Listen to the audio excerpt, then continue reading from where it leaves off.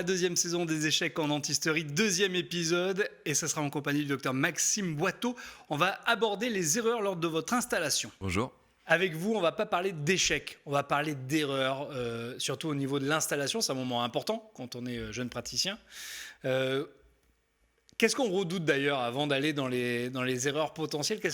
Quels sont les grands doutes avant de s'installer? Très souvent, les doutes qu'on a, donc des jeunes praticiens qui nous écrivent ou qui on échange, c'est la peur de l'inconnu. C'est le fait qu'ils n'ont pas été suffisamment formés pendant les études et qu'ils ont entendu ci, ça, par différentes expériences. Souvent, on entend plus d'ailleurs les mauvaises que les bonnes. Donc, c'est surtout de la peur de est-ce que je vais réussir, est-ce que je vais être à la hauteur, mais il y a beaucoup de choses à voir, on entend beaucoup de charge mentale, tout ça. Et on va voir que finalement, ça se fait plutôt, enfin, pas facilement, mais ça se fait bien. À titre personnel, tout de suite, ça a été une envie de s'installer pour vous? Moi, je me suis installé très rapidement, un an après la sortie, parce que pour moi, c'était évident que je voulais mener ma barque, on va dire, pour rester dans la métaphore qu'on va voir après, tout seul et la mienne, quoi, on va dire. Alors, on va naviguer ensemble sur cette installation. Et alors, la première chose, c'est évidemment croire qu'on peut vraiment échouer à s'installer. Exactement. Rien n'est définitif. Exactement, rien n'est définitif, et contrairement à certaines erreurs cliniques, notamment en chirurgie, une lésion du nerf alvéolaire inférieur, une fois que c'est fait, il n'y a pas de doute que ça a été fait, et malheureusement, ça ne va pas être réparable. Donc voilà, là, je comprends qu'il puisse y avoir un stress. Par contre, les erreurs d'installation, finalement, c'est des choses qui se réparent toujours. Vraiment toujours. La seule question, c'est combien ça va coûter. C'est ça. Mais voilà, grâce au petit outil en premier plan, on répare forcément l'erreur. Alors, si on l'a anticipé, c'est mieux. Si on la répare tôt, c'est moins cher. Mais même en milieu de carrière ou même en fin de carrière, c'est tout à fait possible de changer complètement son activité. Ça coûtera juste plus cher. Est-ce que c'est une étape que vous avez connue, ça, de réorienter votre activité, de se réadapter? Alors, me réadapter, oui. Après, une réorientation complète, non. Mais par contre, voilà, des petites erreurs comme ça de carte bleue. Moi, j'en ai fait une où, quand je me suis installé, on m'a proposé un gros prêt pour la trésorerie pour avoir des réserves en plus. J'ai dit non, ça fait quand même beaucoup déjà. Grosse erreur, parce que même pas 6 mois après, j'ai dû refaire un leasing qui m'a coûté beaucoup plus cher. Bon, c'est pas grave. Mais ça coûte c'est de dommage. l'argent. C'est dommage, j'aurais pu le faire, surtout qu'on m'a proposé et j'ai pas écouté, bêtement. Alors, j'ai envie de m'installer. Quelle est la première chose qu'il faut que j'ai en tête? Est-ce que c'est trouver un local, savoir ce que je veux faire dans 30, 40, 50 ans? Avant même le local, c'est plus savoir ce que je veux faire dans 30, 40, 50 ans, même si on sait que ça va sûrement changer, mais c'est pas grave. C'est vraiment le plus important. Donc là, c'est la première fois que je le dis, on verra combien de fois je le dis sur cette présentation. Mais c'est vraiment d'avoir un cap, de savoir où on veut aller. Et donc voilà, comme toute conférence sérieuse, il y a une citation. Donc là, une citation de Socrate, connais-toi toi-même. C'est très important de savoir comment vous voulez exercer, comment vous voulez mener aussi votre vie perso par rapport à votre vie pro. Parce que voilà, on voit bien qu'entre un petit équipage de deux dentistes ensemble qui vont dans des zones Contre vents et marées. un petit peu sportives, on va dire, il y a des gens à qui ça convient très bien. Il y en a d'autres qui seront plus croisière Costa, avec une ligne bien tracée, une grosse inertie, et c'est ok, il n'y a pas de souci, mais c'est important de le savoir avant de commencer à chercher justement la zone, le local, toutes ces choses-là, de savoir comment on veut exercer. Se projeter sur les dizaines d'années à venir, savoir où on veut être. L'endroit où on veut aller, quel dentiste on veut être, quelle dentisterie on veut. Une fois qu'on a le cap, eh bien, il faut tracer sa route maintenant. Exactement, parce que le cap c'est bien, mais il faut savoir exactement le trajet. Si on reprend Christophe Colomb, il savait où il voulait aller. On a vu qu'il y a eu quelques petites erreurs. Donc ça, c'est vraiment important de savoir timer un petit peu et donner des étapes, des points d'étape, dans quel port on va s'arrêter, comment on va faire les choses. Je donne cet exemple-là parce que là, j'y pense, mais par exemple, je veux être le meilleur chirurgien muco-gingival de mon département. Il va falloir que je sois dans un endroit où je pourrais avoir un réseau de correspondants. Il va falloir que je me forme. Tout ça, c'est des étapes de trajet qu'il faut avoir en tête. Il faut le cap en premier, puis ensuite savoir comment on va construire les choses. Est-ce que vous, quand vous vous êtes installé, que vous aviez votre cap, le trajet était parfaitement dessiné, vous avez fait des erreurs, Pour le coup, moi, le trajet était assez bien dessiné. Maintenant, j'avais pas forcément estimé à leur juste valeur certaines difficultés de trajet. Mais en tout cas, le trajet était bien délimité. Vous avez dû prendre quelques déviations, quoi. J'ai eu quelques petites déviations, oui. Et surtout, on navigue pas forcément tout le temps quand il fait beau. Ouais. Ça, c'est le plus important. Il y a malheureusement beaucoup de cabinets dentaires bien établis, qui naviguent complètement à vue, qui n'ont aucune idée des instruments embarqués dans leur embarcation, on va dire, et qui n'ont aucune idée de est-ce que ça va bien, est-ce que ça va mal, est-ce qu'il y a du brouillard, est-ce que mon entreprise tient le choc économiquement, de combien j'ai besoin pour que ça avance, au niveau personnel, au niveau professionnel. Et donc forcément, quand on navigue comme ça, un peu au petit bonheur la chance, déjà on navigue moins bien, et surtout on navigue de manière stressée. Et on a beaucoup de confrères qui sont un petit peu dans le stress financier, qui peut avoir même un impact sur la clinique, sur la façon de traiter quand inconsciemment derrière il y a une pression. C'est beaucoup plus compliqué que quand on sait que là on est bien, que ça avance et que ça roule tout seul. Et on peut se faire aider sur cette navigation On peut se faire aider. La première, c'est faire une petite formation sur les bases de la fiscalité. Moi, j'en ai beaucoup, des confrères, des consoeurs qui m'écrivent et où la différence chiffre d'affaires-bénéfice n'est pas forcément très claire. Oui, alors que c'est déjà un peu la base quand même d'un bilan comptable. Mais il n'y a pas besoin des fois de beaucoup pour commencer à naviguer autrement qu'à vue. Et puis après, évidemment, plus on a des grosses structures, plus il y a des coachings ou des formations très individualisées, très spécialisées. Encore une fois, ça dépend du cap. Il n'y a pas forcément besoin d'aussi pousser selon le trajet qu'on veut. Très bien. Pour la suite, là, ça va être l'imprévisible. Ça va être pour l'instant le prévisible. Avant le prévisible, ça va être, encore une citation pour le coup un petit peu moins sérieuse, donc sur un célèbre film de super-héros, où je ne sais plus lequel, mais en gros, le gentil dit que le méchant est à tel endroit, donc c'est pas un piège parce qu'il sait que le méchant est à tel endroit. Ça marche très bien dans un grand film au cinéma parce qu'il y a peut-être 2 pièges dans le scénario. Dans la vraie vie, c'est un petit peu plus compliqué parce que vous allez voir que des écueils, des échecs possibles, des erreurs possibles, il y en a quand même beaucoup. Et donc, toutes celles qu'on peut éviter, on se l'évite. Est-ce que dans votre expérience personnelle ou les expériences que vous avez entendues autour, vous avez un exemple concret à nous donner aujourd'hui ? Quasiment 100% des erreurs ont été commises par votre serviteur. C'est-à-dire, prenons-en une par exemple. Là, par exemple, ne pas éviter un écueil connu. Moi, je savais très bien que j'aurais du mal à déléguer certaines choses. Je me suis dit, mais je le sais, donc j'absorberai cette charge mentale en plus et il n'y a pas de souci. C'est une chose de le savoir, mais quand il y a d'autres écueils qui se rajoutent en plus, finalement, je me dis, mince, si j'avais formé plus tôt quelqu'un pour déléguer, ça aurait été plus facile. Okay. Voilà. Donc, paresse ou ego, je ne sais pas, mais en tout cas, voilà. Un écueil connu, on essaie de l'éviter. Même si on peut se le prendre 1 fois, 2 fois, 3 fois, c'est quand même pas l'idéal. Parce que l'imprévisible, ça, on ne peut pas le prévoir, mais si on a déjà prévu le reste, normalement, on réagit mieux. C'est déjà mieux. Et puis, il faut se laisser de la souplesse pour gérer l'imprévisible. Donc là, par exemple, sur cette illustration, on voit notre confrère qui a choisi une embarcation peut-être très adaptée pour une croisière ou une virée en solo sportive. Mais finalement, un séminaire aux Maldives, des triplés, ça change un petit peu les choses. Et donc, forcément, son exercice, ce ne sera pas le même. Là, il ne va peut-être pas prendre le même plaisir, ou en tout cas, pas de la même façon qu'avant. Donc il faut être capable de s'adapter, d'adapter son exercice aux différents parcours de la vie, quels qu'ils soient. Quelle étape, à quel moment vous avez dû faire preuve d'adaptabilité, de vous adapter à quelque chose que, alors là, ça a été la grosse surprise dans votre installation ? Ça, pour le coup, grosse surprise, j'ai pas eu parce que nous, on l'avait un petit peu prévu, mais moi, sur le 2e enfant, le congé maternité, c'est vrai que je n'avais pas prévu qu'il serait aussi dur et que l'afflux de patients serait si important à traiter un peu plus seul. Donc j'avais des choses qui étaient mises en place pour le gérer, heureusement. Okay. Si j'avais pas fait ça, c'est vrai que ça aurait été beaucoup plus compliqué. Si vous n'avez pas prévu l'impossible. J'avais pas prévu qu'il y aurait des moments où ça serait peut-être plus compliqué. Voilà. Et alors, il y a aussi parfois une erreur qu'on peut commettre, c'est de mal s'entourer. Mal s'entourer, c'est le plus important, non ? Je plaisante, mais c'est quand même très important parce qu'on ne peut pas exercer seul. Même sur un cabinet où on est le seul praticien, malgré tout, on n'est pas seul parce qu'il faut forcément un assistant, une assistante, secrétaire, un prothésiste. Il y a un écosystème aussi. Il y a tout un écosystème, même ne serait-ce que le parc informatique par exemple, c'est tout bête, mais si on n'a personne, le jour où ça plante, on a l'air malin. Donc il faut savoir bien s'entourer, et il faut surtout s'entourer de gens qui, même s'ils ne partagent pas forcément le cap ou la vision qu'on a, sont capables de l'accepter et de s'adapter. Parce qu'on voit beaucoup de coachs notamment qui ont des recettes toutes faites, qui marchent, mais qui marchent pour leur situation, pour leur vision à eux, et qui n'est peut-être pas la même que vous ou que ceux qui vont s'installer.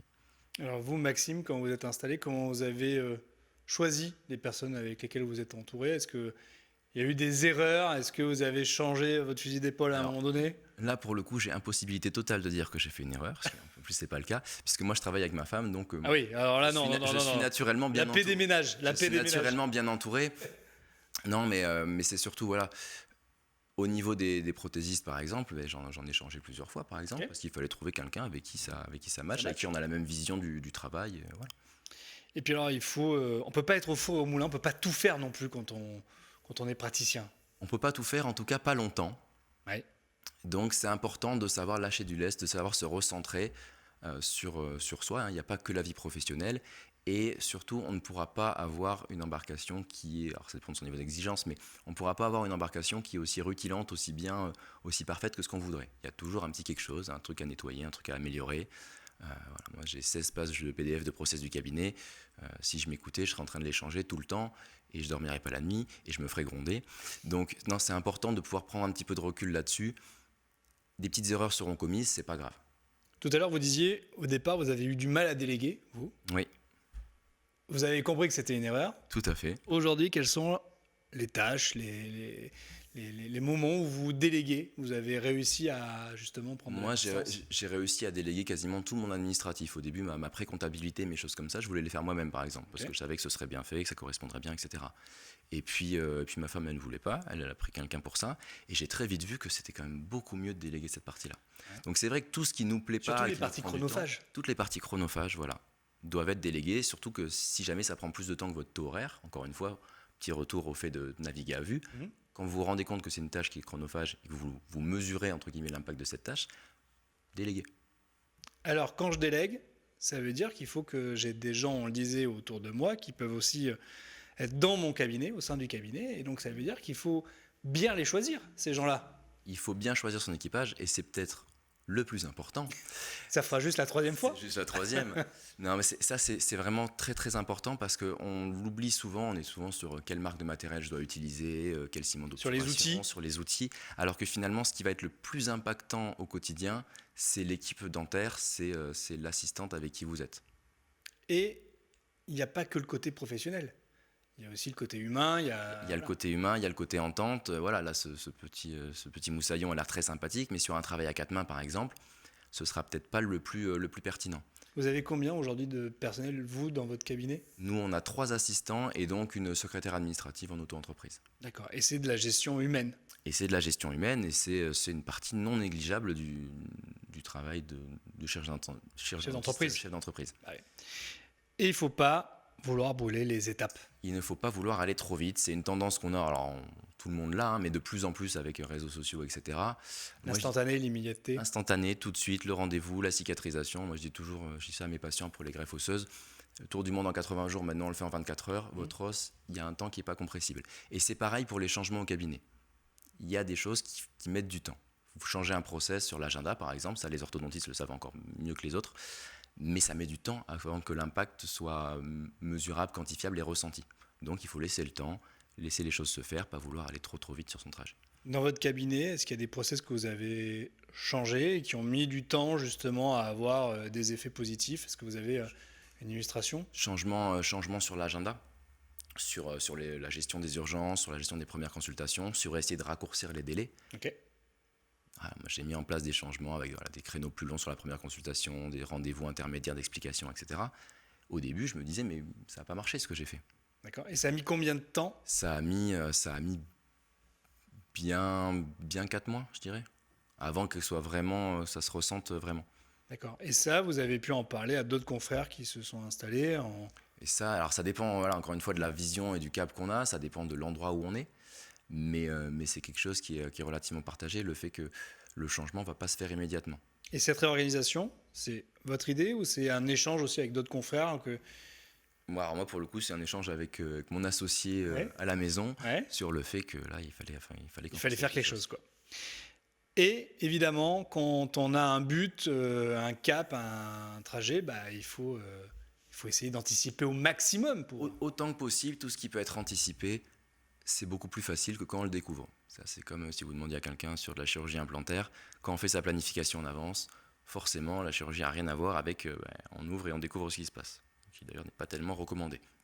Et donc en installation, c'est pareil, tout ce qu'on peut anticiper, il faut l'anticiper, il faut le prévoir. On a notre trajet, on a notre cap, on va vraiment anticiper les petites difficultés qu'il pourrait y avoir. Quelles seraient les premières difficultés à vos yeux qu'il faut anticiper? Si on va dire que sur l'organisationnel et tout ça, on a bien réfléchi en amont, je dirais que c'est sur la technique. Ok. On a de plus en plus de numérique au cabinet. Moi, j'ai mon laboratoire de prothèses qui est intégré dans le cabinet. Ben, c'est bête, mais avoir un courant triphasé pour les usineuses, avoir des câbles qui ont les bonnes connexions pour la caméra optique, pour tout le reste, c'est pas forcément prévu. Ok. Moi, j'ai pas pu anticiper tout ça parce que j'ai eu une reprise de cabinet, je vais pas dire brutale, mais un peu rapide. Ok. Et donc, c'est vrai que si je avais tout créé de A à Z, ça, c'est les plans techniques du cabinet, c'est quelque chose sur lequel j'aurais mis beaucoup plus de temps. Voilà. Ce qui est possible quand on s'installe dans un Aussi, nouveau cabinet. quand on s'installe voilà, dans quelque chose qui est nouveau, ou qu'on crée, ou qu'on refait tout. Donc c'est pour ça qu'il ne faut pas avoir peur de faire des erreurs et des erreurs, parce que y en a qui ne sont pas tellement évitables, et c'est pas grave. Et elles sont corrigées, et je les ai corrigées encore une fois avec la petite carte bleue, et le câble passe très bien. Oui, c'est ça. Mais voilà, c'est quelque chose dont je me serais forcément bien passé. Et on parlait tout à l'heure des équipes, de l'entourage. Ben, on ne peut pas prendre n'importe qui à bord. Exactement. Quand on part avec un patient, surtout sur des grosses réhabilitations, on part en croisière aussi, encore une fois. Hein.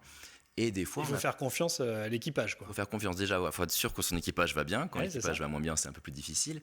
Et puis, il faut être sûr que le passager a bien compris où on allait et a la même vision du trajet que vous.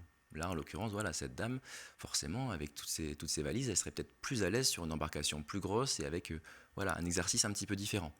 Moi, je vais le dire, mais 100% des petits litiges que je peux avoir avec certains patients sur certains cas, c'est tout simplement parce qu'au départ, on ne s'est pas bien cerné. On n'a pas bien cerné l'un et l'autre les attentes qu'il y avait sur le plan de traitement, sur la façon de travailler, sur les délais qui sont peut-être pas du jour au lendemain. Enfin voilà, toutes ces choses-là, il faut que ce soit clair de notre côté et qu'on arrive à sentir, à discuter avec le patient, que ce soit clair également de son côté. Parce que ça peut être source de litige et de possibles erreurs. Je pense qu'il y a aussi une erreur qu'on peut faire quand on s'installe, c'est qu'on devient chef d'un cabinet, chef d'entreprise, c'est de vouloir tout commander. C'est de vouloir tout commander, être partout et de vouloir absolument commander. Il y a des choses ou des personnes qui sont pas forcément, qui n'ont pas une appétence particulière pour le fait d'être chef d'entreprise, qui ne le savent pas forcément puisqu'on n'a pas été formé à ça, et qui le découvrent un petit peu après avoir créé un cabinet, après s'être lancé en disant voilà, moi je veux mon cabinet, et puis finalement de se rendre compte que c'est pas comme ça qu'ils sont heureux, épanouis personnellement et professionnellement.